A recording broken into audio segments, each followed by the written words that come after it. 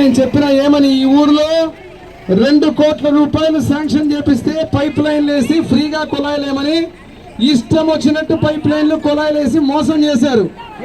నేను ఇనాలా నేను ఇప్పుడే ఎమ్మెల్యే మీ ఆశీర్వాదంతో ఎమ్మెల్యే అయిన తర్వాత ఆ వివరాలన్నీ తెప్పించి చూస్తే గుడేకల్లుకు బోడిగుండు కొట్టినారు పైప్ లైన్లు కుళాయిలు.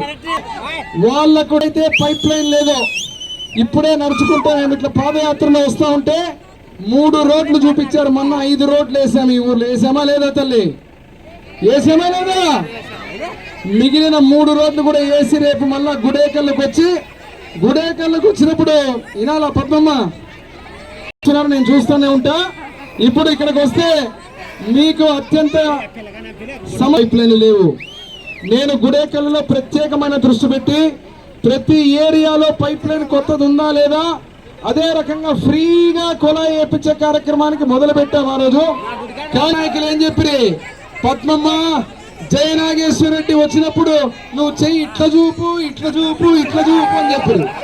ఇప్పుడేమో 8,745 కోట్లు, 60 ఉంటే 15,000, 2 బిడ్డలుంటే 30,000, 4 బిడ్డలుంటే 60,000, 5 బిడ్డలుంటే 75,000 నిన్న రాత్రే అకౌంట్ చేసిన డబ్బులకు తిరుగులేని విధంగా వేసిన మనగాడు నారా చంద్రబాబు నాయుడు గారు, నారా లోకేష్ బాబు గారు, డిప్యూటీ సీఎం పవన్ కళ్యాణ్ గారు చెప్పిన మాట ప్రకారం చేసినటువంటి ఎమ్మెల్యేగా మీ ఎమ్మెల్యేగా జయనాగేశ్వర రెడ్డికి కూటమి ప్రభుత్వానికి మా తల్లులందరూ చప్పట్లు కొట్టాలవుతా.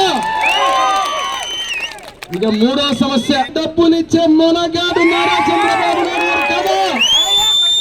మరి ఈరోజు మా అవ్వలు ఎవరైతే ఆధార్ కార్డు పట్టుకొని ఇట్లా ఇట్లా ఇట్లా అంటున్నారో వాళ్ళంతా పాపం రాని వాళ్ళు. ఆ రాని వాళ్ళందరికీ నేను ఇంతకు ముందే చెప్పాను. ఏం చేశా? ఒక్కొక్క పెన్షన్ కి పద్మమ్మ ఇనాలా ఒక్కొక్క పెన్షన్ కి 250 పెంచుతూనే పోతానని 5 ఏళ్ళు నామం పెట్టా. మరి ఇప్పుడు 4,000, 6,000, 15,000 ఇచ్చి రేపు రాని మా అవ్వలకు కూడా పెన్షన్లు ఇవ్వడానికి మా నాయకులకు చెప్తున్నా. రేషన్ కార్డులు కొత్తవి ఇస్తున్నాం. రేషన్ కార్డులో వయసు ఏదన్నా పెన్షన్లు ప్రభుత్వం ఇచ్చిన తర్వాత నీకు కూడా 4,000 ఇచ్చి నీ చేత కూడా చప్పట్లు కొట్టించుకుంటామని చెప్పి మీకు అందరికీ తెలియజేస్తున్నా. కొంచెం టైం ఇవ్వాలి. జయనాగేశ్వర రెడ్డి అదే విధంగా చంద్రబాబు నాయుడు దగ్గర ఏమి మంత్రదండం లేదు. ఏ ఎమ్మెల్యే కూడా ఇంతకు ముందు గెలిచిన ఎమ్మెల్యే ఏం పేరమ్మా నీ పేరు? నీ పేరేం పేరమ్మా? నీ గుడేకల్ నుంచి బయలుదేరుతున్న మాటిస్తూ పేరున